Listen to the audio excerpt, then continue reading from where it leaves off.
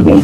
All right, we hope that will be the case. The interesting talking point is the fact that Donald Trump in the next 3 days will be sworn into power, and he will also add his own comments towards ensuring that the peace remains for a very long time. We must also give credit to the Qatari Prime Minister, who has done enough, and also Egypt also for helping in the negotiation of getting peace. So we hope that when the exchange of hostages begins, both parties will be sincere in the exchange of hostages, so that there's not any shortchanging of any of those both sides. And also the International Criminal Court, which before now had issued a warrant of arrest for the Prime Minister of Israel, Benjamin Netanyahu, and some of the top officials of the Israeli Defense Forces. We hope that warrant of arrest will be withdrawn as a mark of show of wanting peace to really be there. And these are some of the issues we hope will be sorted out. Will they continue the two-state solution is another key factor. Who would be calling the shots when peace is finally retained in Gaza is another very important talking point. Okay, from Hamas, we also told you that 6 Nigerians will be honored as regards the early career award, which was instituted by Bill Clinton in 1996 and supported by 14 state agencies in the United States. And we're very proud that 6 Nigerians in the science and also engineering sector have been nominated, and so the president Tinubu has already sent congratulatory messages to them to let them know that we are proud of them. 200 million strong Nigerians backing them for that award. Yes, we are. Of course, we are proud Nigerians. Nigerians who are, it's a big deal when it comes to Nigerians making impact and making waves in international waters. It shows that we have something up here. We're brilliant, we're intelligent. We might not have it all when it comes to our economy at the moment. But like I always say, once there is life, there is hope, things will get better.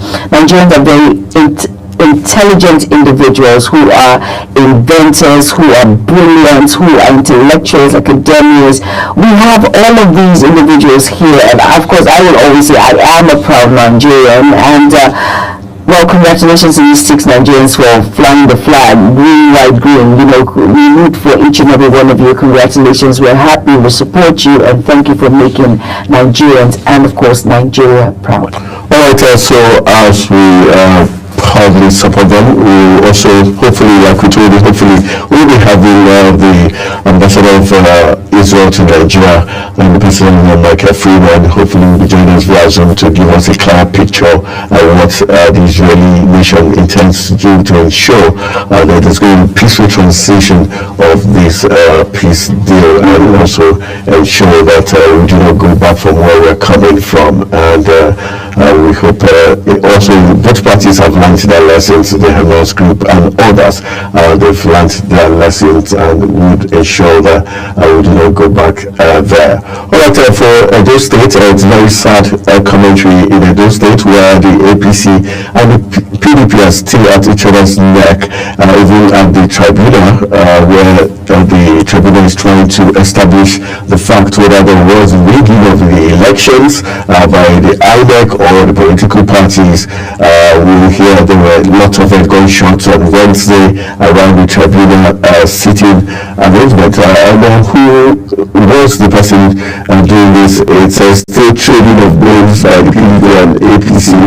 The PDP saying it's the talks of the APC trying to destabilize the process so that they do not get a conclusion to the tribunal, while the other part, the APC is blaming the PDP for doing concern, but it's very disheartening that we're still seeing violence in Edo State as regards the disputed elections. We thought by now both parties would have come to a compromise and put the interests of the Edo people first rather than their own party interests. But really sad commentary there. And when I read that story, from what we heard, it says it's the APC that have come in form of the thugs to actually cause this havoc that is happening in those states. It's just unfortunate that the individuals do not put the people at heart first. It's just unfortunate that we see this sort of things, not minding what will go down when it comes to lives and property and this sort of thing. It's just unfortunate. When do we stop and when do we move forward and allow electoral processes to just be peaceful and everyone goes without any issues and we just shake hands and we say, okay, congratulations, and we move on instead of going back and forth causing issues, causing havoc everywhere. But we hope we get to that point, hopefully, fingers crossed. All right, and we can really achieve that if the electoral process goes smoothly without any of the parties feeling shortchanged, and that's where INEC comes into place. So that's where INEC must ensure that each stage of our electoral process is devoid of any manipulation or any influence of incumbency, because we did see that in the elections where it looked like the government at the center was supporting their own candidate by allowing them to use even state apparatus like the police helicopters in their movements to and fro from Abuja to Benin City. But let's hope that the right thing will be done, and we hope the tribunal will be able to get the job done. All right, those are some of the talking points. We will go in for a quick break so that we can bring you the Global AM News. Please stay with us.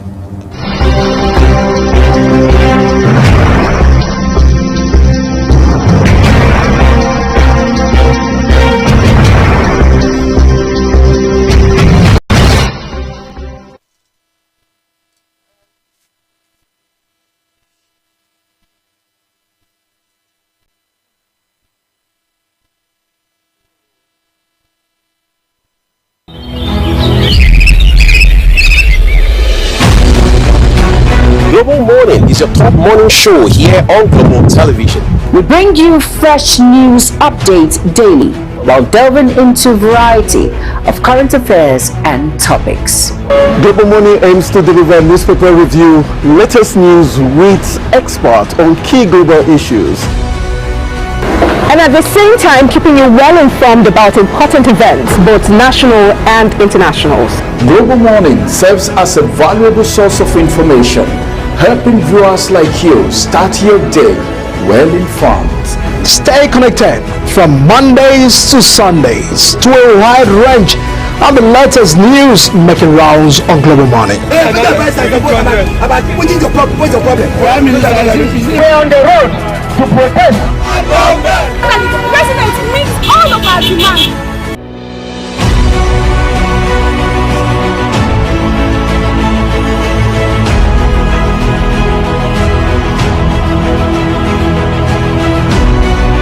This is Global Morning.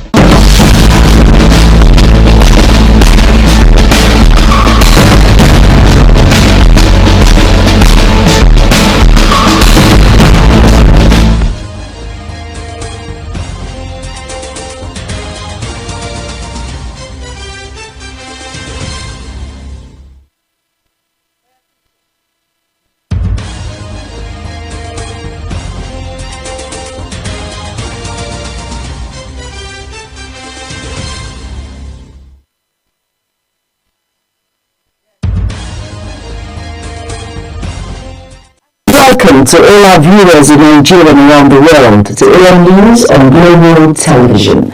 Coming to you live from the nation's capital, Abuja. I am Jumai Manson. Now, a quick reminder that Global Television's on DSTV channel 365 and free to air on NICAMSAT. Now the news in full. The House of Representatives Committee on Environment has decried what it called the failure of relevant government authorities to form the Environmental Health Council of Nigeria in a bid to curtail disease outbreak in the country. The committee made a statement while hosting officials of the agency who appeared at the National Assembly complex to defend its 2025 budget estimates. The committee, chaired by the member representing Buratu Federal Constituency, Delta State, Mr. Julius Pondi, expressed displeasure that the agency is being starved of the necessary funding contrary to the provisions of the law. Minister of the Federal Capital Territory, Nyesom Wike, has revoked the land allocations of 568 individuals in the Tano 2, Abuja, for failure to settle their certificate of occupancy bills. Wike's media aide, Lare Olayinka, said prominent figures affected by this action include Imo State Governor Hope Uzodinma, Bayelsa State Governor Senate Leader Opeyemi Bamidele, and Abike Dabiri Erowa, Chairperson of the Nigerians in Diaspora Commission. Imo State Governor Hope Uzodinma has called on residents to support security agencies in protecting lives and properties. Governor Uzodinma stated this during the 2025 Armed Forces Remembrance Day in Owerri, applauding the steadfast effort of the armed forces in maintaining peace, safeguarding lives and property, and ensuring the nation's security against internal and external threats. Sharon Ajay now reports. The Armed Forces Remembrance Day is observed on January 15th to commemorate servicemen as well as honor the fallen heroes. In Imo State, the 2025 Armed Forces Remembrance Day was marked with laying of the wreath by the special guest of honor, the Imo State Governor, Hope Uzodinma in Owerri. Speaking during the event, Governor Uzodinma expressed appreciation to security agencies for maintaining a peaceful atmosphere throughout the Christmas and New Year celebrations. Imo people owe the security agencies immense gratitude for helping us to battle insecurity in the state. Some have died in the cause of maintaining peace in the state. We shall continue to honor the memories of such heroes. While I commend the hierarchy of the security forces and the men and women who risk their lives for our security, the governor also called on residents of Imo State to collaborate with security operatives in order to enhance their efforts in protecting lives and property across the state. I want us to focus on the significance of their sacrifice, laying down their lives for others, for the peace and continued existence of our dear country, Nigeria, as one entity. This sacrifice is the highest form of patriotism, for which we can never repay them enough. The event brought together prominent leaders, veterans, and serving members of the armed forces to honor the sacrifices of Nigerians' fallen heroes. Governor Uzodinma's message underscores the critical role of security agencies in nation building, urging citizens to foster partnership with them to achieve lasting peace and stability. Sharon Ajay reporting for Global TV News. In Imo State, where Governor Hope Uzodinma has marked the first anniversary of his second term in office with a special Thanksgiving Mass at the Maria Assumpta Cathedral in Owerri, the state capital. The Holy Mass was officiated by the Archbishop of Owerri, Local Province, His Grace Most Reverend Dr. Lucius Reggie Ogorji, and attended by top government officials, dignitaries, and residents. Queen Agaba has more. On November 11, 2024, Governor Hope Uzodinma of the All Progressives Congress was re-elected for a second term with an overwhelming victory as he secured wins in all 27 local government areas of the state. To mark the first anniversary of his second term, The governor, alongside key stakeholders, dignitaries, and residents, gathered at the Maria Assumpta Cathedral in Owerri in order to reflect on the journey so far. In his homily, the officiating Archbishop Lucius Ugoji urged Christians to always seek God in everything they do. It is my duty as the Metropolitan Archbishop of Owerri and the spiritual father of Catholics in Imo and Abia states to draw your attention to the sacredness of the solemn oath of office we took before God and the public. In his remarks, the governor, Hope Uzodinma, thanked the people of Imo State for their unwavering support and trust. He pledged to sustain efforts in improving the state's infrastructure, security, and economy. So as I speak, even the blind in the way of 2020 and the blind in the way of 2025 who can feel his breath.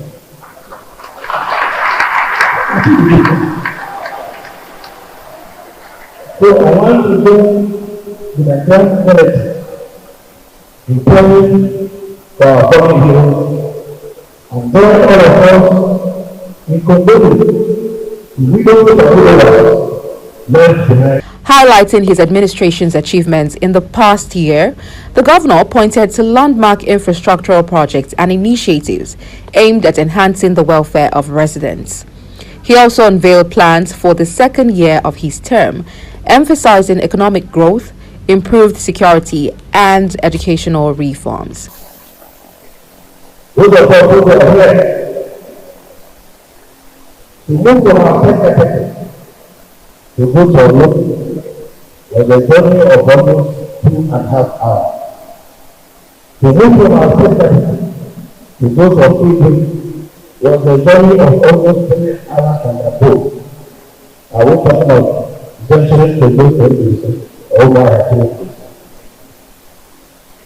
The big law of our doctor and our back was unbelievable. Governor Uzodinma's first year in his second term has been characterized by remarkable strides in developmental projects as well as governance. For Global Television, Queen Agaba reports. State Governor Ademola Adeleke has imposed a fresh curfew in the ruling communities of Inugu and Ifon following renewed communal clashes between the towns. Providing more details, the Secretary of the Union's Board of Trustees, Julie Akiyeye, said the latest attacks began in the early hours of Tuesday. He noted that gunshots were reported in the Odoji and Golden Gate area of Ifon, leading to displacement as residents fled their homes in fear. However, the Otun Jagun of Inugu Chief Goke Ogunsola denied the allegations, accusing Ifon government of initiating the attack on Inugu. The Rivers State government has confirmed 5 cases of cholera and 9 associated deaths in an outbreak that has affected 2 local government areas of the state.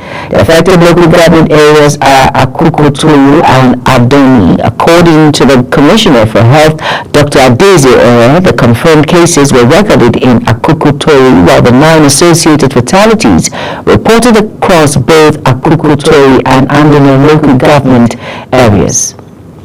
President Bola Tinubu has extended heartfelt congratulations to 6 accomplished Nigerian scientists and engineers who have been named among the 400 recipients of the prestigious Presidential Early Career Award for Scientists and Engineers in the United States.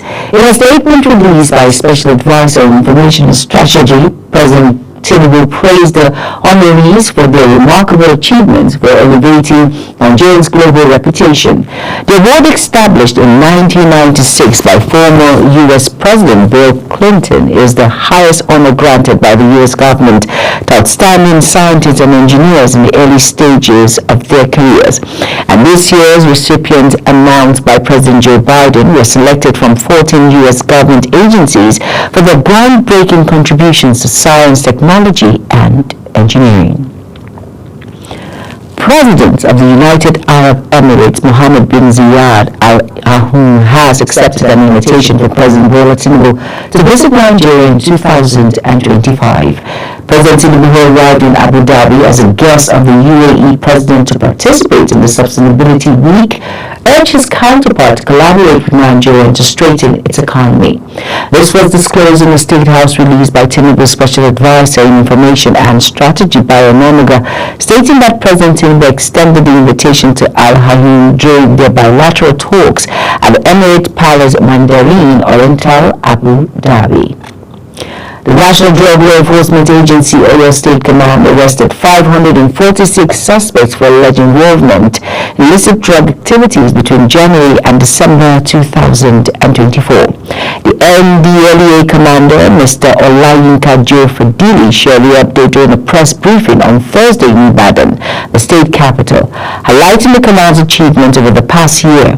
The commander noted that the arrest stemmed from the possession and trafficking of narcotics, including cannabis, sativa, tramadol, cocaine, pyromazine injections, and cannabis-laced cakes. Troops of the Defense Headquarters Special Operations Brigade have neutralized 6 terrorists during a coordinated operation against the Boko terrorists in the Gudu local government area of Sokoto State. According to a statement signed and made available to newsmen by the Coordinator Joint Media Coordination Center, Operation Fasin Yama, Lieutenant Colonel Abubakar Abdullahi, the operation led to an intense firefight where 5 soldiers lost their lives. Defense Headquarters has revealed that the recent spike in terrorist activities across the northeast and northwest regions of Nigeria is due to the influx of foreign fighters serving as reinforcements for the terrorists.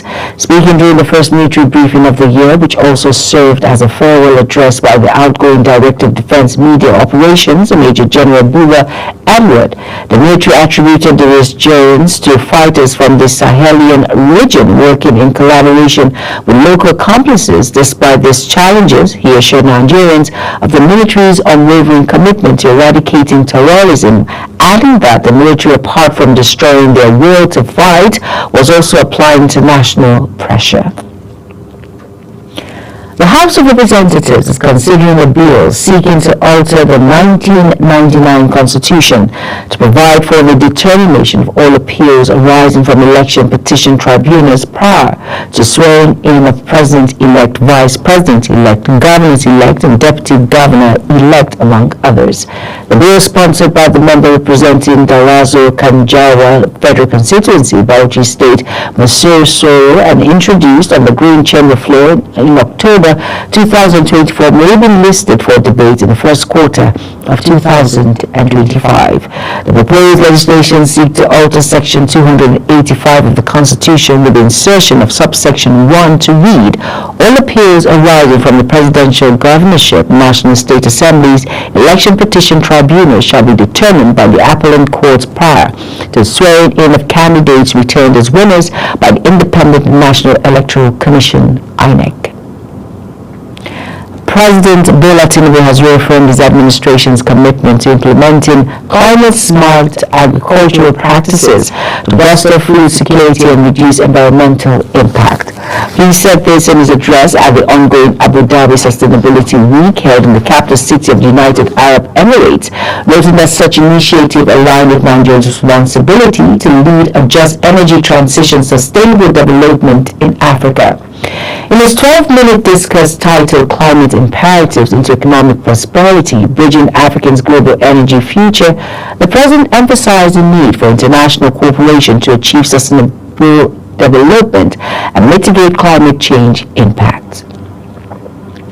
The Emir of Kano, Muhammadu Sanusi, too, has criticized the handling of the economy by President Bola Tinubu's administration, asserting that things are not being done correctly.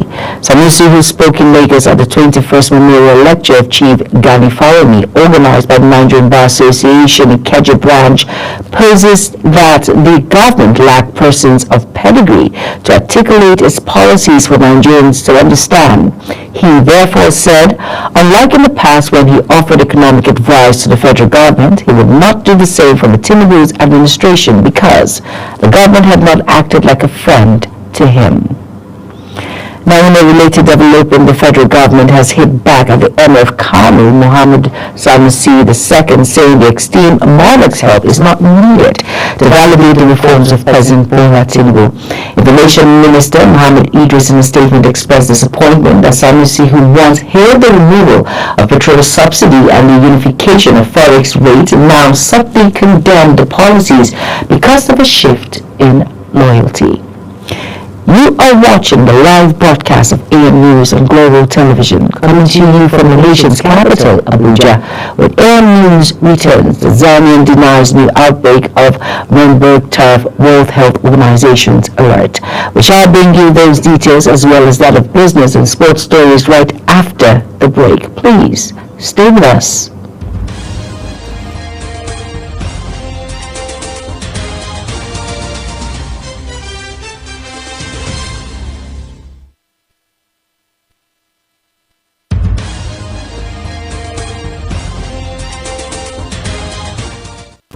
Welcome back, and if you're just tuning in, this is AM News on Global Television. Thank you for staying with us. In business now, the Central Bank of Nigeria has unveiled two digital innovations, the document flow system and the Ministry's Department and Agency's Naira payment solution. The unveiling was at an event held at its headquarters in Abuja. This is contained in a statement describing the project as part of the Digital First Transformation Initiative launched by the Apex Bank Governor Olayemi Cardoso in December 2023. Cardoso, in his remarks, stressed the significance of the debt flow system in overhauling document management processes within the bank. The federal government has taken a significant step towards enhancing agricultural interventions by developing a comprehensive farmers register through a partnership between the Federal Ministry of Agriculture and Food Security and National Identity Management Commission. This initiative aims to establish a variable database of genuine farmers across Nigeria. Now, in a statement, the Minister of Agriculture and Food Security, Senator Abubakar Kyari, explained that the first phase of the project will register 2 million farmers within the next 3 months. The federal government has proposed a 30-60% increase in telecom tariffs to sustain the critical telecommunications sector while ensuring affordability for Nigerians. The Minister of Communication and Digital Economy, Dr. Bosun Tijani, during an interview stated that recommendations from independent consultants, including KPMG, had been received. Rejecting demands by operators for a 100% hike, Dr. Tijani explained that the government was considering a more moderate increase to strike a balance between affordability for consumers and sustainability and continued growth of the sector. Asian markets extended a global rally after a below forecast U.S. inflation provided a much-needed shot of relief to investors and reviewed hopes for interest rate cuts this year. Strong earnings from Wall Street banking titans and a ceasefire deal between Israel and Hamas added to the optimistic mood on trading floors. However, there remains a certain amount of caution ahead of Donald Trump's return to the White House next week, having promised to ramp up tariffs on imports. On the foreign scene now, Tanzanian government has denied reports by the World Health Organization, WHO, of a suspected new outbreak of a deadly Marburg virus in the northwestern Kagari region, insisting that all tested samples returned negative results. The World Health Organization had raised an alert stating that 9 suspected cases have been reported in Kagari over the past 5 days, with 8 fatalities. However, Tanzania's Health Minister, Gymnastis Mungama, dismissed the claim, assuring both the public and international health bodies that no new outbreak had been detected. Germany's Lufthansa airline group will resume flights to Tel Aviv next month. The announcement is coming a day after Israel and Hamas announced the Gaza ceasefire and hostage prisoner exchange agreement. The company in a statement said flights to and from Tel Aviv will resume from February 1st, adding that suspensions of flight to Tehran and Beirut would remain in place until at least February 14th and 28th, respectively. British Prime Minister Keir Starmer arrived in Kyiv on an unannounced visit to sign a 100-year accord and show up support for Ukraine before Donald Trump's return to the White House.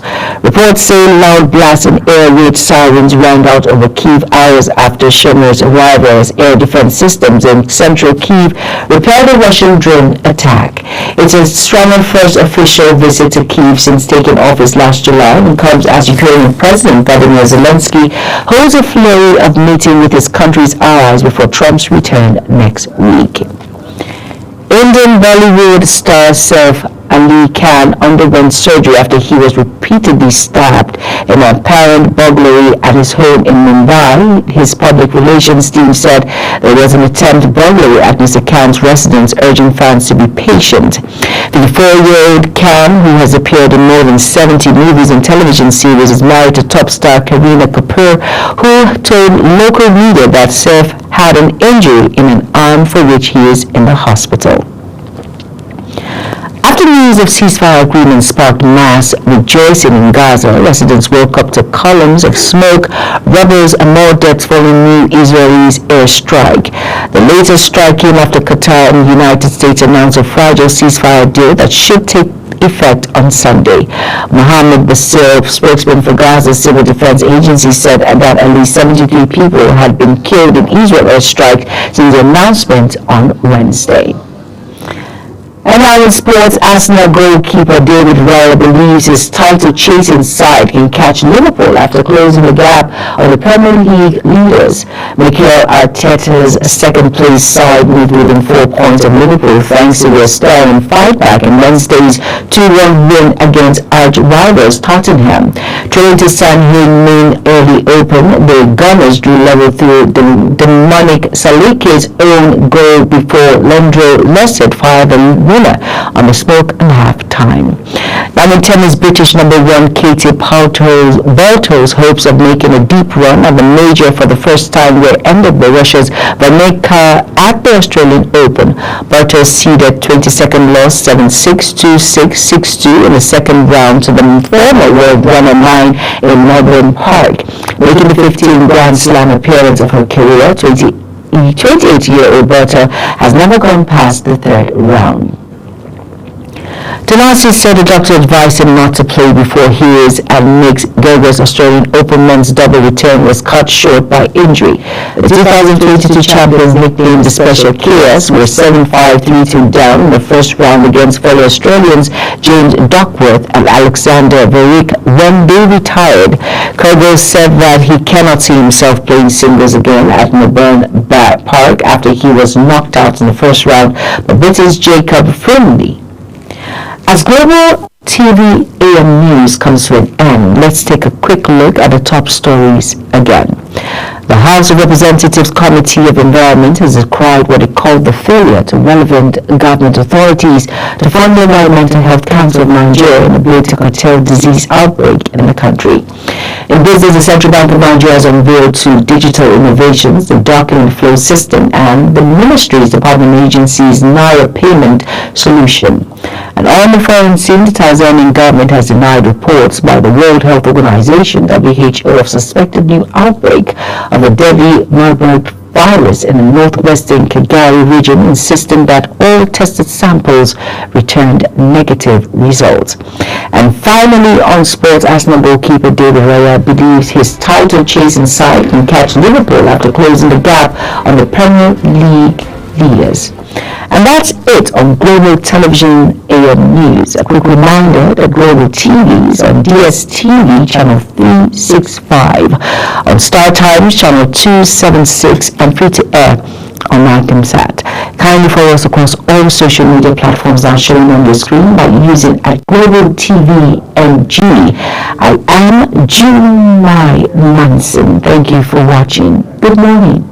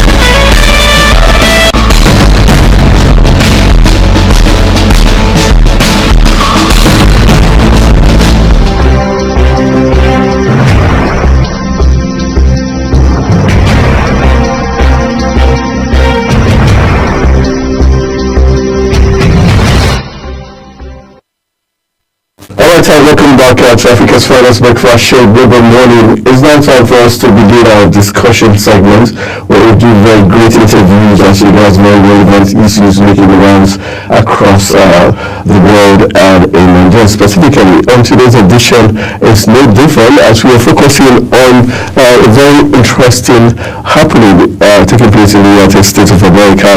Where the President Tinubu has congratulated 6 Nigerians in diaspora who are among the 400 recipients of the early career awards for scientists and engineers in the United States of America, and we've got 6 Nigerians among the recipients, and the president has already sent his words of congratulatory messages to them, saying we are truly proud that they're Nigerians and they are doing great there.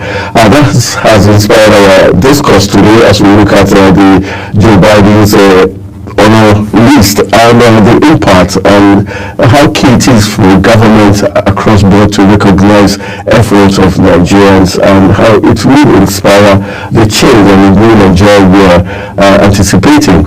And no other better group than the Build Nigeria 360, which is a global phenomenon, a global platform that they've been there for the last 20 years, engineering ways to see how they can rebuild the new Nigeria. And luckily for us, we've got the global president who is live here in the studios with us to help us look at this very interesting talking point. He's no other person than Mother Jeffrey Abido, who is joining us live in the studio, alongside the National Director of Research Planning and Communication, Dr. Barnabas Dixon, who is also among the delegation in the live studios. We want to say thank you very much for joining us. Thank you for having me. Good morning, Nigeria. All right, first of all, I also want to say congratulations. I know you've been working tirelessly for the global conference that will be coming up somewhere in the course of 2025, and for talking to your National Director of Research Planning and Communications, how key you've made it open for Nigerians who want to be diplomats, also global diplomats, to be able to key into that aspect as we look at turning the fortunes of Nigeria. Well, thank you so much. I'm glad to be here. Once again, first let me comment what you guys are doing. Raising the bar for, presentation, quality of programming and all that. So kudos to you for that. It's a brand new year. We thank God so far so good, because I say this to those who care to listen from time to time. The best of God's creation is right here in Nigeria, humanly and naturally. There's no controversy about it, but so many people don't know. Particularly, there are so many Nigerians who don't even know by way of identity. And once you lose your identity, you begin to copycat. You begin to want to do what any other person is doing. By wiring, by configuration, by portraying, by release, by location, in all critical dimensions, along many paths, we are the very best in the world. And this is what we're trying to project. This is what we've been working on for years right now. Fortunately, those who actually became global icons, global brand in this same country, in the words of Chinua Achebe, there was a country, all right? But the recent development in contemporary time, particularly leadership inadequacies across board, from highest level to the lowest level, has made quite a lot of our people to have lost faith. And that's why you see quite a number of our people selling land, selling properties today in the name of Japaism to wherever, I don't, and all that. And the spiritual effect of that is having its toll on the younger generation, who are fast losing faith too, and losing hope in our country. But the good news is that the damage done to Nigeria, vertically, horizontally, according to our research, is nothing, not up to 20% of what we have left in terms of asset, in terms of potentials, in terms of possibility, in terms of opportunities, in terms of brilliant, beautiful, and bold future that we have. Clearly today, Nigeria is a country to watch out for. We are not just the home of Africa, we are the leading light of the world. And this is what the Review Nigeria 360 degree, in partnership with Olugbojidon Jesse Foundation is set to do. this year 2025, there's quite a lot that is in the pipeline that I want to do. To showcase, to tell you what I do, we are waking up from the wrong side of our bed and we are set to turn to the good, the bad and the ugly around to ensure that we become the future of the world. Right, let's look at the Nigerians who will be honored with Aziz Botali, Globalmorning endowed professor of diagnostic sciences, the College of Dentistry in the University of Iowa. We've got Ijeoma Okpara, Associate Professor of the Public Health, Social Behavioral Sciences, Royal School of Public Health, and also we've got Oluwatomi Akimbele, who's a postdoctoral researcher at Lawrence Livermore National Laboratory. Others are there are about 6 of them that have made great strides. This is for early career, award, which was instituted in 1996 by Bill Clinton. How key is it for governments to recognize key persons like this? We're looking at 6 Nigerians amongst 400, and these are top-notch Nigerians. How can we leverage on these Nigerians in diaspora to in country with an association like the Blue Nigeria 360, so that we can truly take Nigeria out of the woods? Well, thank you so much. One thing you cannot take away from America as a people and as a government is that they are proactively responsive. They are always very strategic and futuristic. They think ahead, they plan ahead, and then they implement ahead of time and all that. And whether we like it or not today, in certain critical areas, they are benchmark for the world. And so, in the realm of this is a country where talents, where potentials, where opportunity, where possibility, where endowments, where creativity, where innovation is rewarded once you spotlight. And that's one country. And I'm not looking at your color, they are not looking at your race, they are not looking at your size. What do you have? What are you bringing to the table? What are you bringing to America to add to what they are doing? And then whether you are black or white, whether you are tall or you are young, once you come in and learn we are doing, because it's a viable, platform, and you are doing well, they spotlight you, they reward you, they commend you, and they encourage you to want to be the best. I believe out of that 400, I think even if they are to do it properly, 6 is too small for Nigeria, because America, according to their record and standard, one of the most educated, most civilized tribes, resident in America today are Nigerians. We are doing fantastically well. And in their key sectors of their national life, their government, their institution, whether medical, whether engineering, whether in the aerospace, whether in, for instance, there is this guy, Philip Oguali. Dr. Philip Oguali is a professor right now. Was born in Akure during the Civil War. Yes, the records have it. He's one of the finest that America guide jealously today. He's an able man, but born in the southwest and what have you another. We have several thousands of Nigeria that are doing fantastically well in America. So whichever key sector you think about, particularly if we are doing government, this providing, we can count 1, 2, 3, 4, 5 Nigeria that are strategically placed doing well. This is a place where there is no room for mediocrity or mediocres. This is a place where they don't train idiots to come into office. Once you have what it takes, they pick you, and then you will come and add value to whatever they are doing and all that. So they are upwardly mobile, they are responsible, and they are responsible. So among the seats that are appointed, I believe that we should even get more out of that 400. If critically, without prejudice and all that, we should get more. That's 6, in actual fact. I don't think there's any country in Africa that has that kind of number. Do you think some say the reign of former President Olusegun Obasanjo, he was also strategic in bringing Nigerians from even the diaspora to form his government, for instance, because Okonjo-Iweala and others who are still doing great things.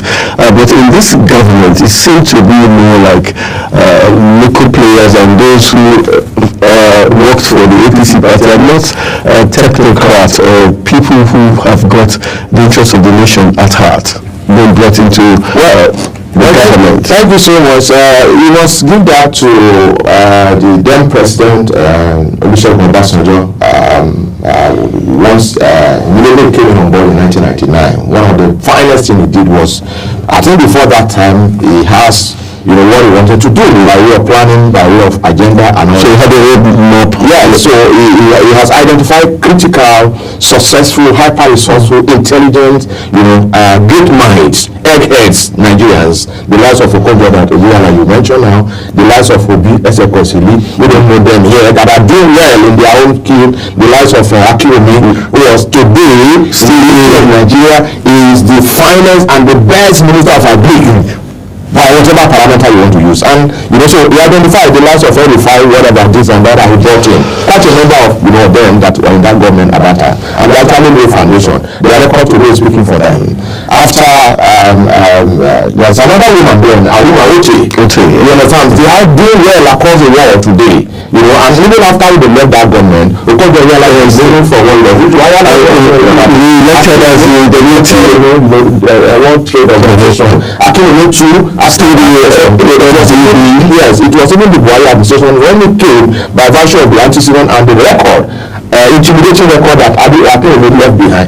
Buhari's administration supported Akinwumi to be his second time right now. Whether anybody like it or not, all other 53 or 54 African countries actually know that, look, we are not just the womb that carries the entire Africa. In the word of late Nelson Mandela, he says, and I quote, until Nigeria come to the realization of its strategic importance and relevance as the leading light for Africa, very many African other countries will not rise to their destiny and so many other things. This is what we personify. And that's why people like us sometimes, when we see, entrainment of mediocrity at very strategic levels of government and so many other things, we get worried. We are not bereft of good minds. We are not lacking in the finest of brains in this country, irrespective of whatever you want and all that. But you see, over time, politics, you can benefit from three levels, either by elective, appointive, or patronage. You know what I'm saying? Okay, so we should by now be getting and ensuring that even from councillorship to any level, the literally meaning of a councillor is somebody who is resourceful, intelligent enough to offer advice to the chairman of local government. So we should, and then at the appointive level, we should be getting at least substantially, without prejudice, those probably work, who are called politicians, can be rewarded. But we've gotten to a point right now, in this administration, without prejudice, we have few of them that are doing very well at that top level, ministerial level, or something like that. And that was why the president has to, do a rejigging. Sometimes they go towards the end of last year that shed away about 6 or 7 of the ministers. But we expect more, because the president, without prejudice, when you look at him from 1999, of all that he has produced, is the finest in terms of capacity, in terms of courage, in terms of compassion, in terms of character, in terms of commitment, in terms of competence. Now, can you say the same of his workforce, especially recently where you hear the presidency by another direct attack on Nigerians who seem to have a different mindset as regards the policies of government. For example, yesterday the presidency was saying his contributions are not needed to acknowledge the laudable policies of government. Should the government be the one determining if their policies are laudable, or those from the outside should be able to tell them? The government seem not to be, they don't like criticism. Well, it's often said that most times people who are criticizing you, it's not all of them that are bad. Because when people say in leadership, when people say you are good, you need to watch yourself, so as to know that those who are saying Hosanna, Hosanna are not just mere sycophants, are pasting gas around you.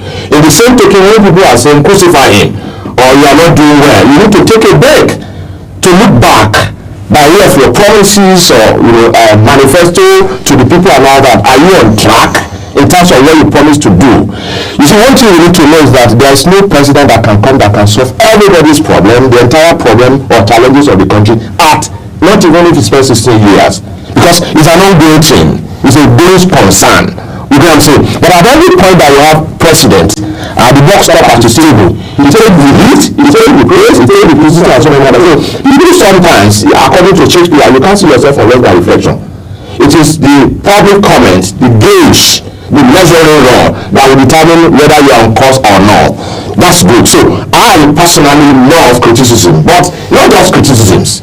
Yes, very constructive, very fair, Are you with me? To it, because for instance, it's only here that you have an election since 2023. We lost an election rather than going back to the drawing board, because after the election we went to tribunal. From tribunal we went to appeal. From appeal we went to Supreme Court. The judgment is passed. Rather than you to go back to the drawing board and get ready, because you will fight around and you need to fight another time. So if you must criticize, don't criticize from your pessimistic perspective. Don't criticize from your parochial perspective.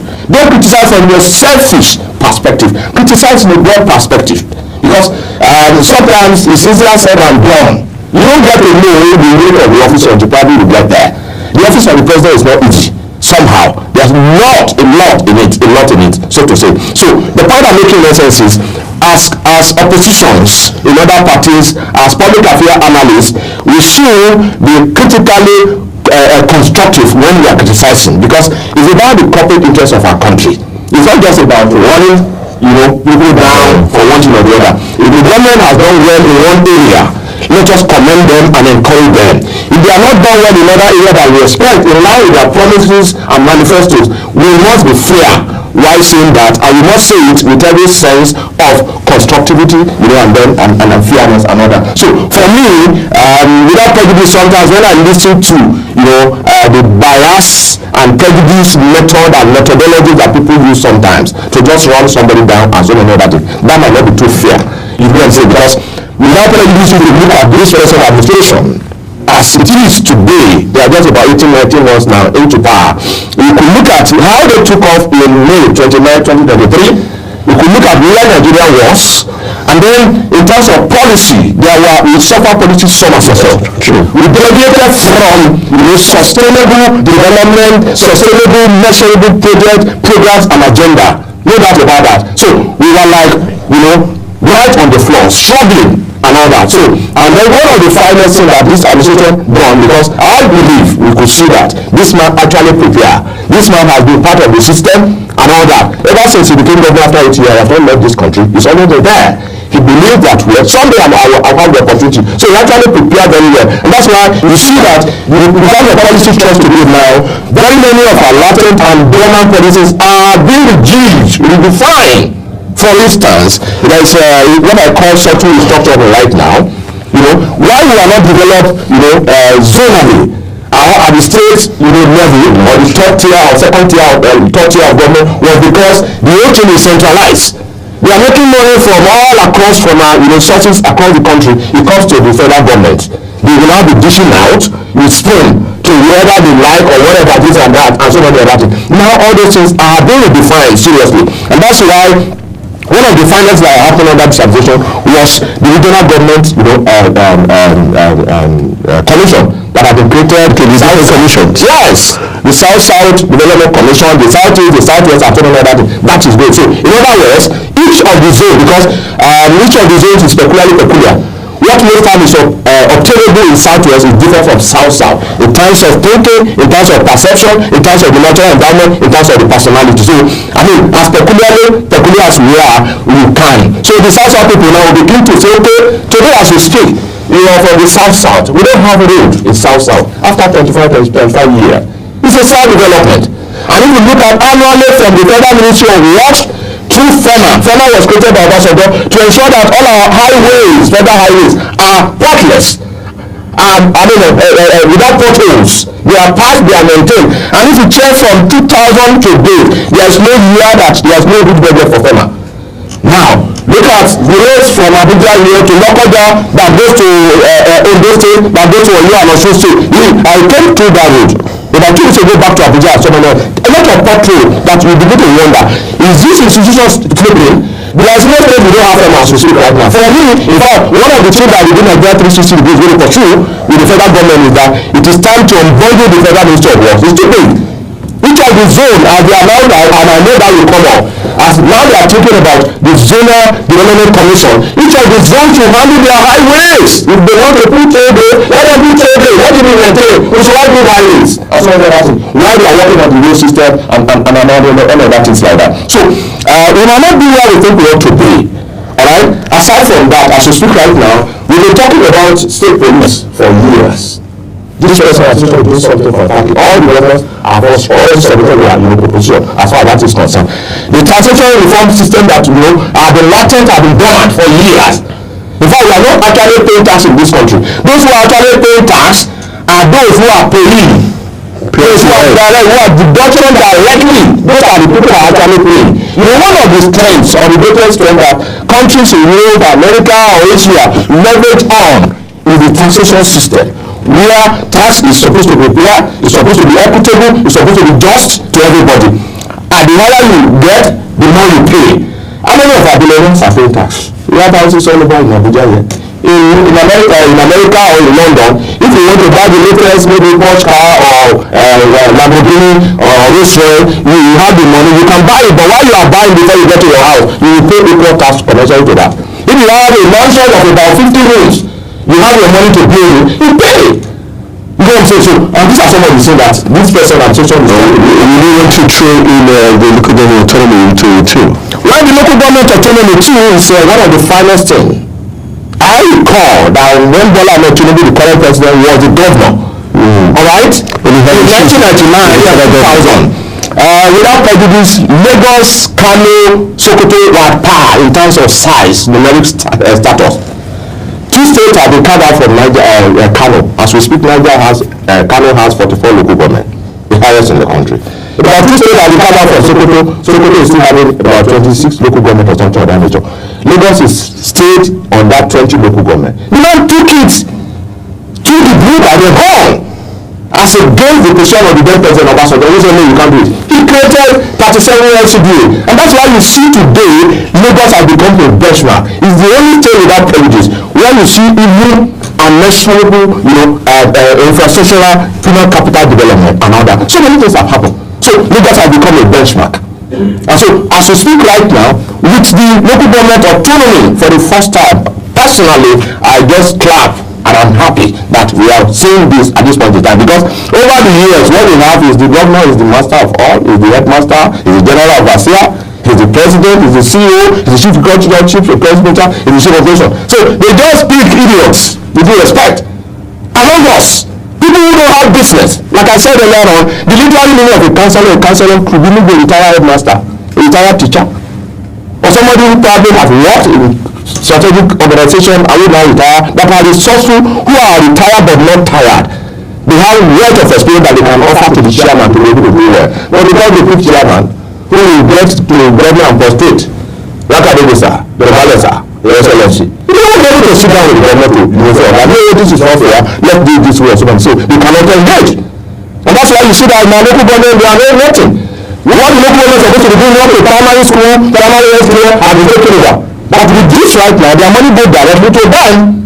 And that's true. We are going to begin to work. I understand there is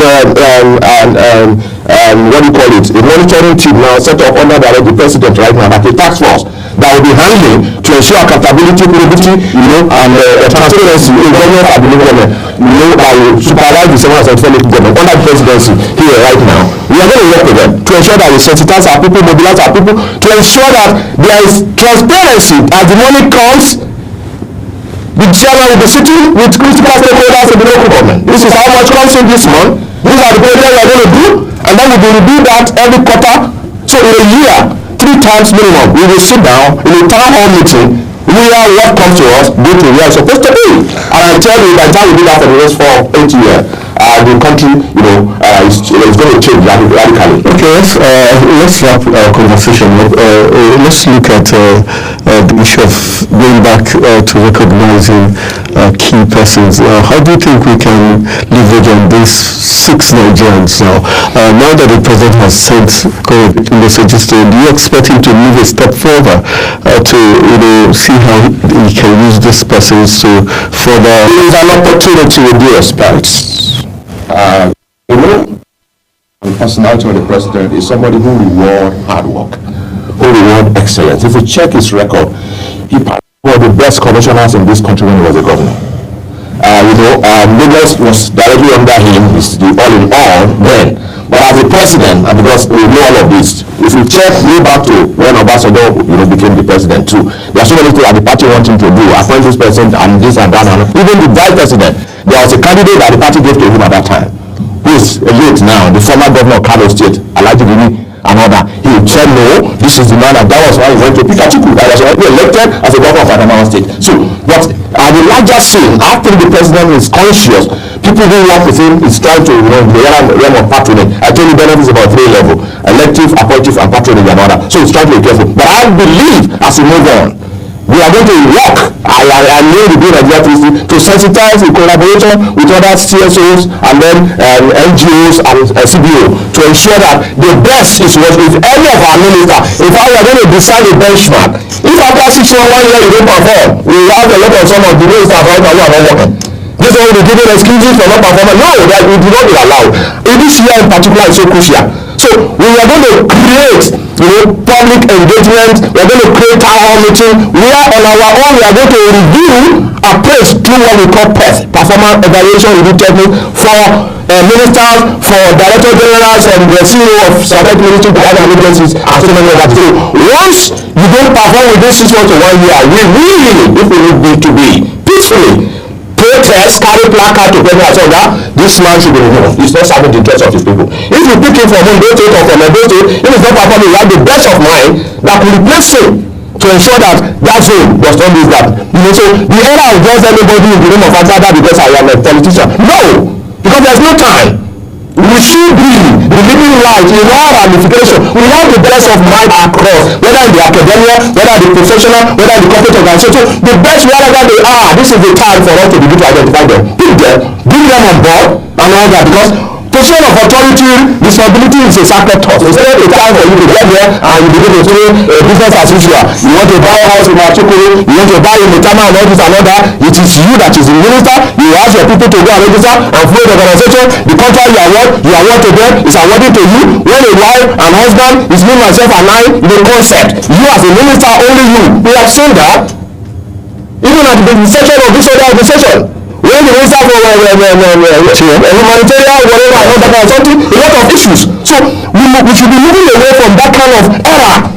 Where you are a minister, you are the one that is getting all the contract, getting all the class, with all the benefit at the expense of the people. No, that must change. Particularly this year, we are battle ready. The Rebuild Nigeria 360 degree, we set to do quite a lot this year in terms of national conference, international conferences, summit on nation building and how to promote responsible, accountable leadership. So the development in America is very, very commendable, and I know that the president will take a cue from that. We see what is happening in the Middle East. Go to Qatar, go to United Arab Emirates. These are people that are like a desert, but look at them in their simplicity and all. Then you know that you see the position of leadership, because every empire must have an expiry date. Even if we are there for 8 years, what you do today, we will not speak for you if you talk positively or speak against you. So the president has a lifetime opportunity. He desired it, he wants it, and he got it, because it is familiar that say what you are going to desire, we really imagine, sincerely believe in, and enthusiastically act upon must inevitably come to pass. So I am talking and I'm begging and I'm pleading to the president. Begin, we will work with you to reduce this system. Any minister every 6 months will be organized, we will bring you there. Thank God what this former MD of MPA, Port Authority, Addis Ababa man. She's in charge of ethical, performance, delivery, and efficiency. We are going to work with her to ensure that every 6 months we do our ministers. Once you don't perform, after 6 months, we submit to your record plan, you don't do well, please, just excuse us and let's get better, because there's no time and Nigerians are going through a lot of socio-economic challenges right now as a result of this policies that is being placed. But I know that I can see brilliant and bold and beautiful light at the end of this tunnel. So whatever we are going through right now, appealing to Nigeria, let the patient, the government of the day under Bola Tinubu meant well for this country. From his body language, the international community now recognize we are getting. We know that this man knows what he wants to do. So we must all cooperate. Let us be for now as we move on. Where we are coming from and where we are going, we are closer to it more than we can imagine. But I know for sure that this president cannot disappoint. He cannot make the mistake of failing Nigeria. He will not do it. That's what it is. And I know that we need to work. All of us, we are all Christians together. Like I said earlier on, we are the future of the world. And we don't have the vote right now. right, that's the global president of Nigeria 360, the person Jeffrey Oluwabide. Always a pleasure having him in the studio. He's very passionate and objective and very stern in belief of a new Nigeria, and that's what we are preaching. And I want to say thank you very much for joining us in the studio. So we'll go for a very quick break. When we return from the break, our discussions on other very key issues continues. Please stay with us.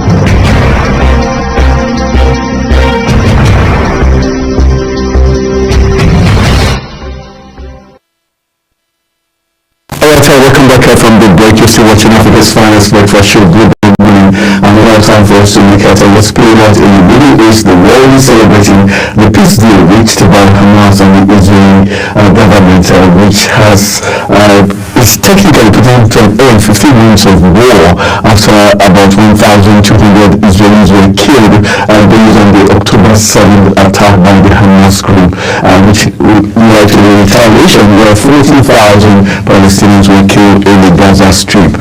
Okay, this is now the time for us to talk to one man who knows it more than I do. He is Ambassador Michael Freeman. He's the ambassador for Israel to Nigeria. Joining us via Zoom to help us get a clearer picture of how this peace deal will be implemented. Good morning, Ambassador Michael Freeman. Thank you for joining us on Global Morning. Good morning, and thank you very much for having me.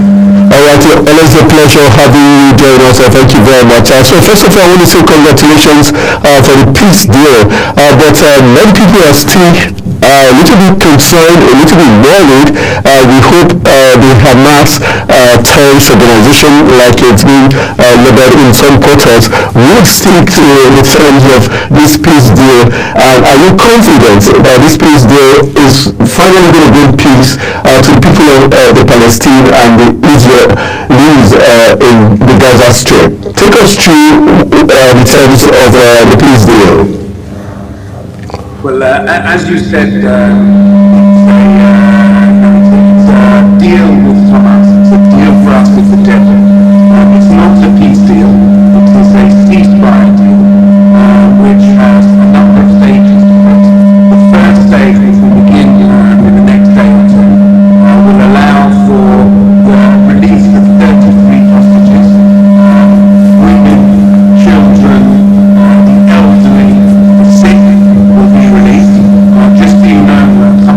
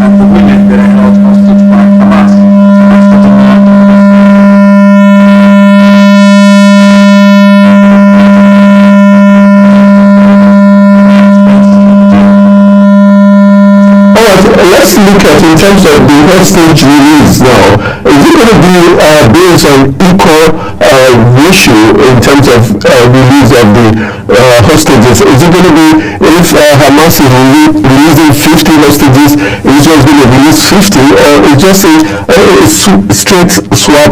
Whatever amount of numbers is released, those parties would no mind. So the way we work is for every hostage, Hamas have demanded a price. So for a baby, there's a certain amount of terrorists they will release.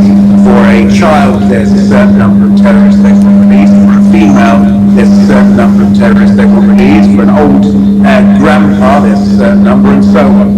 So what will happen is we'll release in stages. So the first stage will allow 3, it would appear, female hostages to be released, and in return Israel released upwards of 100 terrorists who have carried out murders and are currently sitting in Israeli prisons serving life sentences in order that these will be released. And each day, in each couple of days or each week, there will be a different number that are released. Alright, let's look at other issues aside from the release of the hostages. There's also the issue of allowing of release materials to get into Gaza. How is that process going to be to ensure that during the process of allowing aids to get into Gaza, equipment or weapons or anything harmful will not be brought into the Gaza Strip by anybody? Sorry, I missed that. I said in terms of aside the hostage release now or swap, we also the issue of aids coming into Gaza, relief materials being allowed to go in. How key is that process? What is Israel doing to ensure that whatever is being brought in is safe for those in the Gaza Strip? So up until this point, there's been no limit on the amount of aid that's been allowed to be entered into the Gaza Strip. Over 1 million tons of aid has entered the Gaza Strip. In fact, on the Gaza side of the border, there are currently 1,000 trucks worth of aid that is sitting there, waiting to be entered into. The problem is distribution. And the problem is that Hamas are taking control of that aid. They are not passing it on to the civilians and the population of Gaza, but rather they are hoarding it and using it to keep control and to keep the population of Gaza in further misery.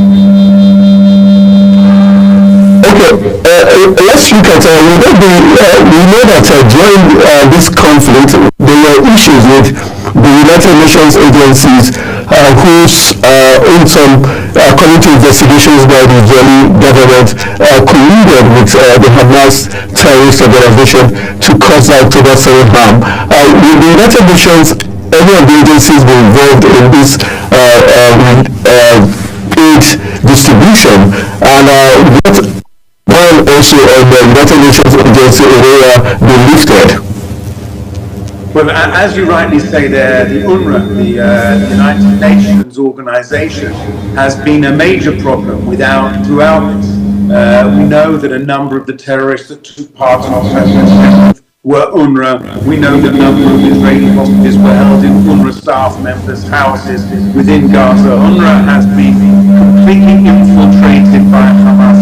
It is completely effectively working for the benefit of Hamas and not for the benefit of the Palestinian people. We don't see UNRWA in any way as a serious organization. We see it as a serious threat to us, and so we will work with different agencies and different organizations, both private and public, to distribute the aid. We need to make sure that whatever aid is distributed is getting to the people and is not sitting in Hamas's hands and is going to terrorists, because that's unfortunately the reality when UNRWA are in charge.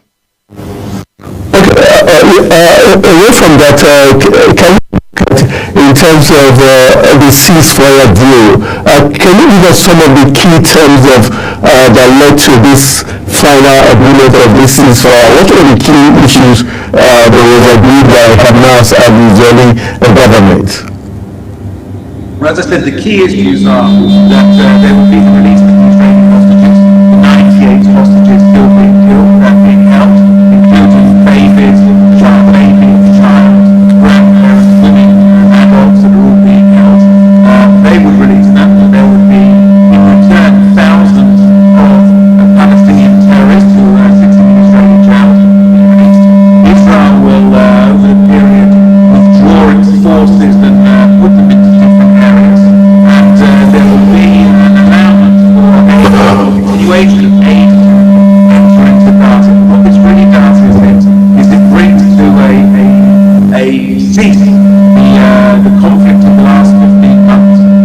long as Hamas stick to their side of the bargain.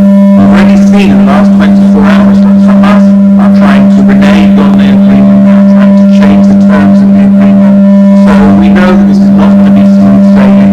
We're expecting that on a number of occasions Hamas will try and change, will try and breach the agreement, will try and put in new factors and new things. And it's up to the international community, the entire international community, who want to see progress, that they ensure that Hamas stand by this agreement, because we know when you're dealing with a terror organization, when you're dealing with a radical, extremist bunch of terrorists, you can't trust them, and you can't trust them to implement the deal. Israel is committed to the deal. I hope that Hamas are too, but our experience would be that they're not, and they will try and renege on it in any way they can. All right, let's look at, we know that also the International Criminal Court at a point did issue a warrant of arrest. The world wants to know, did Israel push this as one of the terms of agreement where the ICC will withdraw the warrant of arrest issued against Benjamin Netanyahu and some top officials of the Israeli Defense Force? Well, the ICC arrest warrants are nothing to do with this. The ICC arrest warrants are outrageous. They're not based on any legal basis and are purely political theatre. There's many, many reasons why they're not based on that. The fact that the ICC has absolutely no jurisdiction, the basis of complementarity, that Israel has an independent and robust legal system that checks and investigates our leaders. We know that in the past the Prime Minister has been investigated and put in prison, the President has been investigated and put in prison, the current Prime Minister is on trial. So the idea that Israel is not going to investigate and take action is preposterous and outrageous. And anyway, the ICC has absolutely no jurisdiction on this area whatsoever. So the ICC warrants are a farce. We've seen that a number of governments around the world, key governments, make that clear. And so we treat them in the way they are, a political ploy that is likely to cause significant damage to the international justice system more than it is to Israel. All right, I just want to get from your perspective how important the Qatari government, Egypt and other allies have been in reaching this ceasefire peace deal. And did Egypt, Qatar and other nations in the Middle East, did they give any form of assurance that this ceasefire would not be breached? And will they be playing to ensure that the Hamas organization and other persons involved in this ceasefire would keep to the terms? Well, we hope that Qatar and Egypt will ensure that Hamas stick to the terms. We've seen that unfortunately, even though Qatar has been funding Hamas for many years and has hosted the Hamas leadership for many years, their influence is unfortunately limited because Hamas is a terror organization. But we hope that Qatar and Egypt will be able to ensure that this deal goes through. But the prime people who made this deal happen is obviously Prime Minister Trump government and the government of America. Both President Biden and incoming President Trump were very, very influential in making sure that this deal happened and making sure that, and we certainly thank President Biden and President Trump for all of their involvement and for all of their push and their guarantees to make sure that this ceasefire has been agreed. Now, as we said, we need to make sure it's implemented and that Hamas is a terror organization. We know they are, do not renege and do not try and change and keep their way out of this. All right, let's look forward in terms of rebuilding of the Gaza Strip. How important is it going to be to get support to rebuild the Gaza Strip? And would there be any deliberate attempt to rebuild the walls and ensure that what played out in October 7th would not reoccur again? Well, the way for us to ensure that October 7th never happens again is a number of things. Firstly, Hamas needs to be removed from power. Hamas needs to be removed as a terror organization. It needs to be removed with its arms. It needs to be removed from power. Only yesterday, the leader of Hamas outside of Gaza, when interviewed about the ceasefire deal, said, "We're very happy and we look forward to carrying out another October 7th."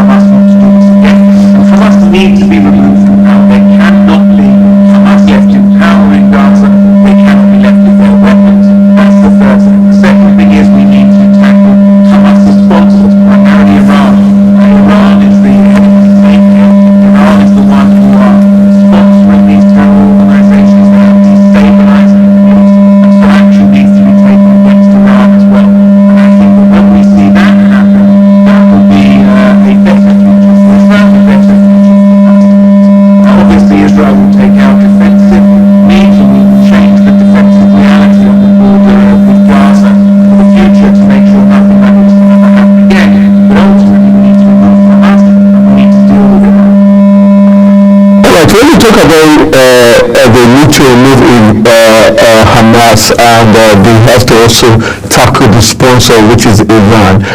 Who do you refer to? Are you hoping the United Nations Security Council, the countries there, or which countries are you looking to get this job done in terms of removing Hamas, in terms of stopping the sponsors who are, like you have pointed, Iran specifically? Will you be hoping on the United Nations Security Council or the United States, or who in particular are you looking at to get this job done? Well, I think this is a job of the entire world. This can't be done by one country or another country. Any country that wants to stop terrorism, wants to see a stable Middle East, should be part of this. Iran is not only working to destabilize Israel and the Middle East, Iran is also working to destabilize Africa, to destabilize Western Africa.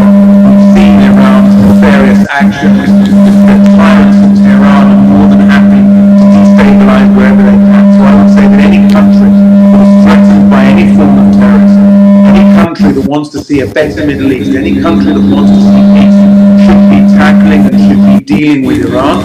And so therefore it will need, yes, the United Nations Security Council. It will need to be led by the United States and other countries around the world to say to Iran, enough. To say this has to stop, your sponsoring of terrorism has to stop, your aim for a nuclear weapon needs to stop. And if it doesn't, there will be crushing sanctions. There will be sanctions that will make sure that you stop. We will make sure that you can't sell your oil. We will make sure that you can't do what you need to do, so that you need to stop and you need to change your action, because that's what we need to do. Otherwise, we are going to see a proliferation of terror, a proliferation of weapons of mass destruction. And I promise you, what starts with Israel never ever ends in Israel, and it will spread to the rest of the world, and other countries around the world will be affected by Iran's actions. Let's talk about the reconstruction process of the Gaza Strip. How does Israel intend to source the financial muscle to get the reconstruction into place?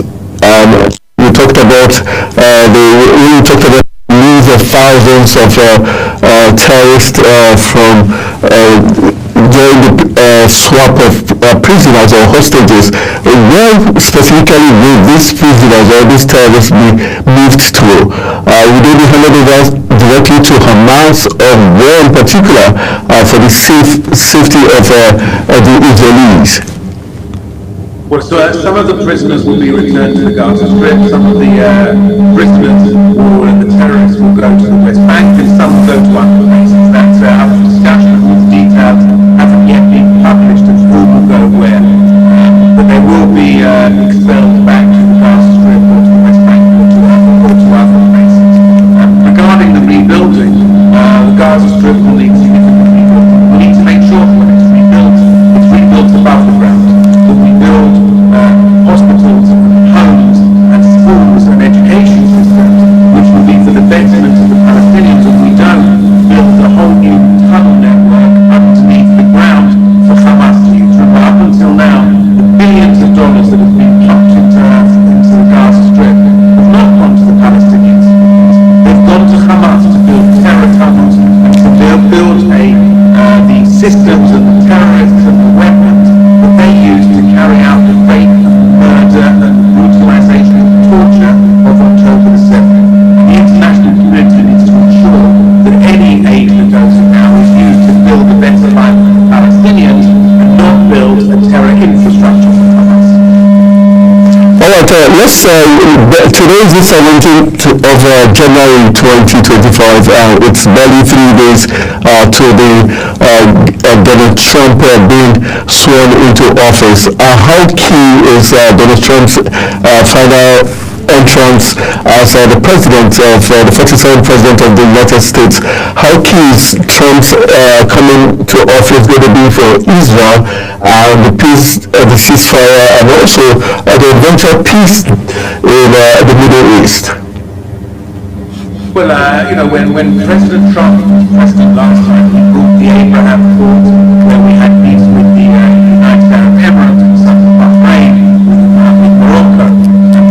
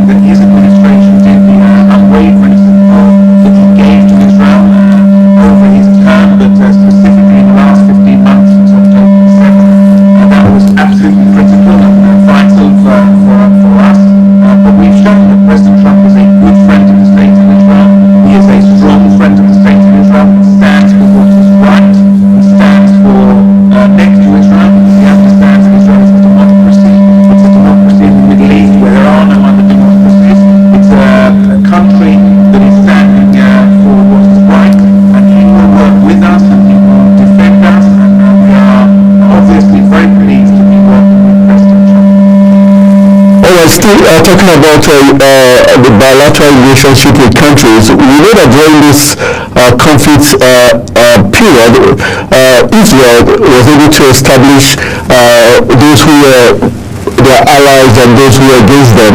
For instance, at the point when the ICC issued the warrant of arrest, we know that Italy, Holland, and one other nation were already angling to carry out the warrant of arrest of Benjamin Netanyahu and other top Israeli Defense Forces officials. And also, we remember that South Africa did take the matters to the ICC, asking the ICC to declare that Israel had committed genocide. Would Israel look at changing its bilateral relationship with countries like South Africa, Holland, and Italy that were willing to go with the ICC? Well, look, Israel has bilateral relations with many countries around the world. Obviously, our relationship with South Africa is complex at the moment after South Africa's outrageous, immoral decision to go to the ICJ on this issue of where they call it supposed genocide, which is utterly baseless. It's not based on fact. It's not based on reality. It's not based on anything. In fact, one of the latest additions, I believe that Ireland are trying to add in to say, look, we know that we can't actually prove that genocide happened according to the definition of genocide, so we'd like you to change the definition of genocide. It's a complete farce. Everybody around the world knows what genocide is, and we know that what happened in Gaza was a war. It was not genocide. It's outrageous. It belittles the word genocide. It belittles what happened in the Holocaust. It belittles what happened in Rwanda. It belittles everyone who suffered a real genocide. And it's outrageous. It's disgusting. It's immoral. And it's not based on any form of fact or in any way whatsoever. All right, as we wrap up our conversation with issues, some global analysts have said, would there be deliberate compensation to innocent Palestinians or Israelis who have been affected one way or the other during this conflict, 15 months of conflict? Do they intend to be compensations for them? Look, this was a war. Unfortunately, in war, innocent civilians are killed. There's never been a war in history where innocents haven't been killed, where damage hasn't happened to cities, and that is a terrible price to war. Now over 1,700 Israelis have been killed in this war. There's been many millions of dollars of damage that's been done, many hundreds of millions of dollars of damage that's been done, houses that have been destroyed, nearly a quarter of a million Israelis were displaced at one point or another over this war because of that, and unfortunately for the innocents, sometimes innocents do suffer, and so we hope that after this war everybody's life will be able to go back to normal, will be able to go back to some semblance of reality, and that the international community will support the rebuilding of Gaza and we will rebuild Israel as well. All right, I know that the United Nations Secretary General, in the person of Antonio Guterres, was declared non-personal daughter to Israel during this conflict era. Does Israel look to obtain that declaration going forward? What is likely to be the relationship? Look, Israel expects the United Nations to take a balanced perspective. And up until now, the United Nations hasn't taken a balanced perspective. The United Nations hasn't clearly and openly condemned Hamas. It hasn't properly condemned the EPR for the October 7th. It didn't condemn the October 7th in a serious way. And we've seen that they haven't taken a balanced view. And we expect the United Nations to take a balanced view. Look at the number of resolutions the United Nations has passed against Israel compared to everybody else. It's passed more resolutions criticizing Israel than it has criticizing every other country in the world combined. It's clearly a ridiculous situation. It's clearly an outrageous situation. And until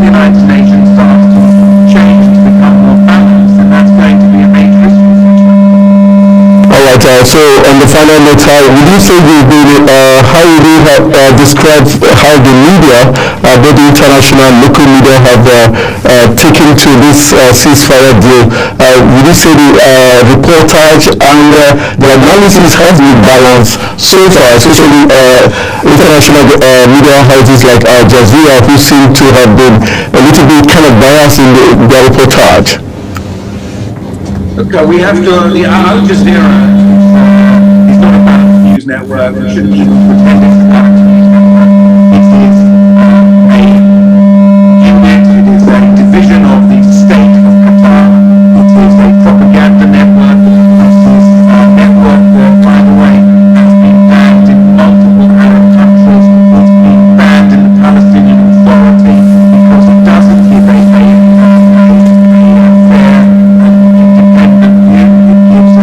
one-sided Hamas narrative, and that doesn't help anybody.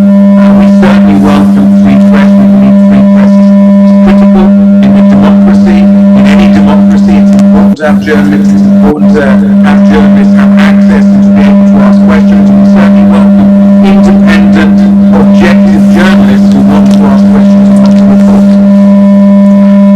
So on the final note, what would be a message to the Nigerian government and its people, obviously for the support and during this period of conflict?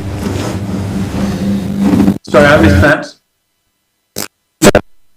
Your message to the Nigerian government and other African countries for their support during this period of this conflict, and we will be seeking for more allies. For all of those countries who supported us throughout this 15 months, we thank them. We thank them for standing on the side of good versus the side of evil. We were dealing here with a war between good and evil. We have here Hamas on the one side, terror organization, raped, murdered, burnt alive, butchered, and tortured innocent men, women and children, burn them alive, rape them. It's outrageous. And we've seen that they kidnapped 250 men, women and children, are still holding 98 innocent civilians inside Gaza. And those people who supported us, supported the democratic state of Israel, fighting war of defense against Hamas, we thank them. And we know that going forward, we'll be able to work with many countries. We look forward to strong bilateral relations with countries across Africa, and obviously especially with Nigeria. All right, we want to say a big thank you, Ambassador Michael Freeman, for always granting us the audience and helping us get a clear picture as regards how the Middle East, especially the conflict in Gaza, is raging on. Now that peace is here upon us, the ceasefire, we hope everything will go as planned. Thank you very much for joining us this morning on Global Morning. Thank you very much. All right, that has been the ambassador of Israel to Nigeria, Michael Freeman, who has given us a heads up as regards how the ceasefire deal was achieved and how he hopes that things would get back to normal, especially starting from Sunday, where the exchange of hostages would begin. First of all, then, like he had said already, there are thousands of relief materials waiting at the borders for it to be moved into Gaza, so that the people of the Palestinian people can get the medical aid and relief needed, so that the ceasefire and every other thing would get into place, and peace and life hopefully will get back to normal. So that's how much this discussion will take us. We'll go for a very quick break. When we return from the break, we'll be chit-chatting and wrapping up the program. Stay with us.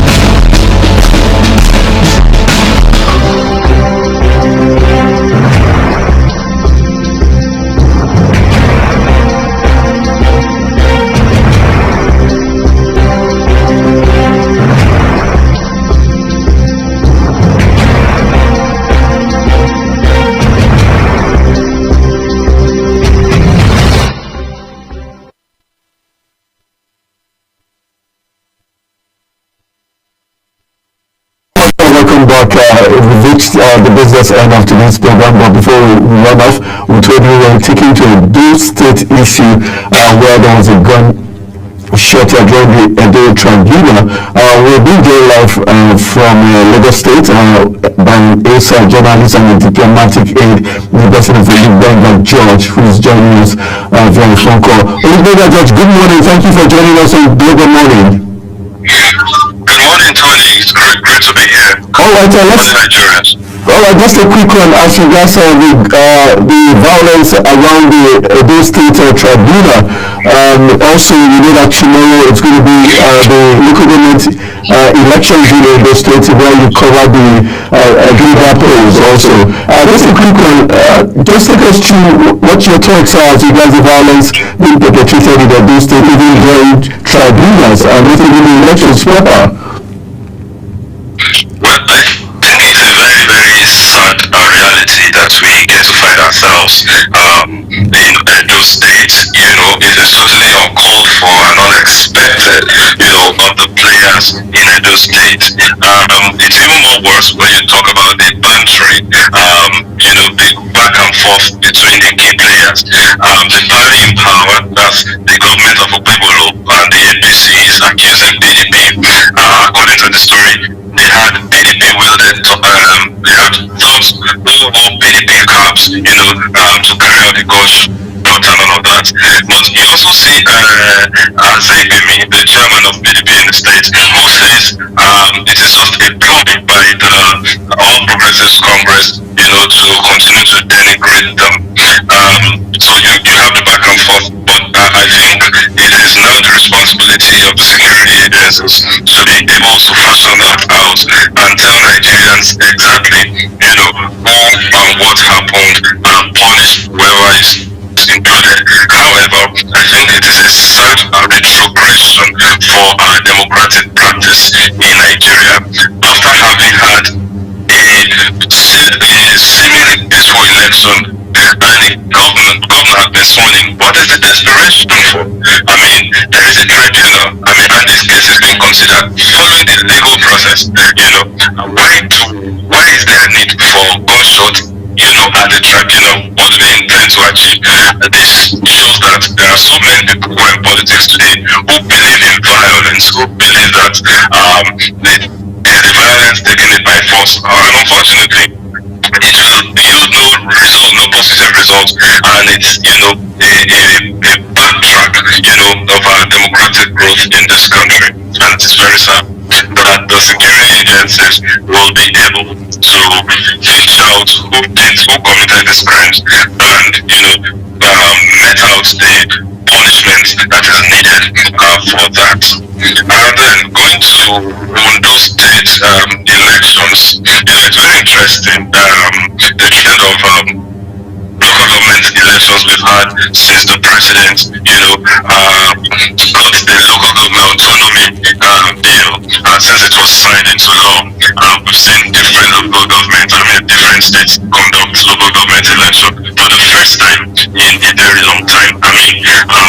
It is supposed to be a welcome development, something that we should all be excited about, especially when we look at the gains. One of the key gains which Mr. President mentioned is that, the people at the grassroots will now begin to feel the impact of governance, especially when they have access to their monies. They can prioritize the projects that is more important to them, and they can decide to divert this money into it. However, I have a sense of concern where this local government autonomy is concerned. It seems as though it is just a charade. It seems as though it will bring no positive impact. By the way, if it were to bring positive impact, we have had several local governments, old governors held local government elections, and none of them have done anything significant that we can say. But rather, what we have is that the parties that are in, at the governor level are the ones that sweep all the local governments, and it's supposed to be an opportunity for small parties to be able to showcase themselves and showcase what they're able to give to the people. And I do not believe that Nigeria have come so far to become a one-party system Why is it that it is only parties where you have the governor at the top that wins out all the, I think the essence of the bill is lost in the first place and be revisited as soon as possible. All right, thank you very much. That's how much time we can take as we aim to wrap the program up. Thank you very much, Benga George, for joining us and giving us your thoughts as regards the Edo Tribunal and also the Edo elections coming up tomorrow. Thank you very much. Enjoy the rest of the day. All right, thank you very much. Let's go for a quick break. Once we return, we'll be wrapping up the program. Stay with us.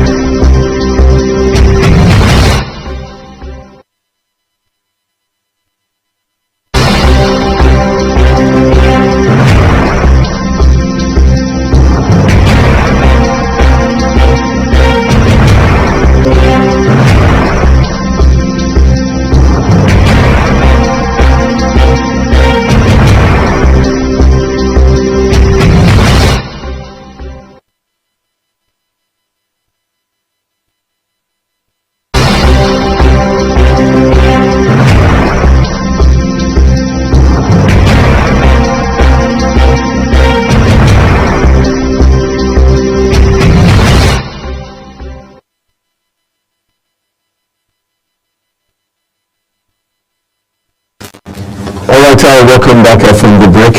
We've reached the business end. We want to say goodbyes and we want to say thank you for joining us from 7 a.m. until this very moment, and we hope you've gotten a lot of information that could make your day truly amazing from the peace deal in the Middle East, where the ambassador of Israel to Nigeria, Michael Freeman, did inform us as regards all that's happening in there, and to the global president of Nigeria 360, who talked about the 6 Nigerians who were honored in the Joe Biden's early career awards in the United States of America, and also talking to his journalist Benga George as regards the Edo Tribunal and the Edo local government elections taking place tomorrow. And of course, congratulations to the 6 Nigerians who won that award. For me, that was one of the highlights. And of course, the ceasefire, of course, which is, we're all embracing peace, which is important. And thank you all so much for being a part of Global Morning. I am Jumai Manson, and of course, my co-host Anthony Momadu is my name, and thank you for being part of the program. Bye-bye. Welcome to Global Morning. Death toll from flooding. Most time our politicians just bring in policies too, for sure. If you don't say we have several more stories. The legislature was carefully crafted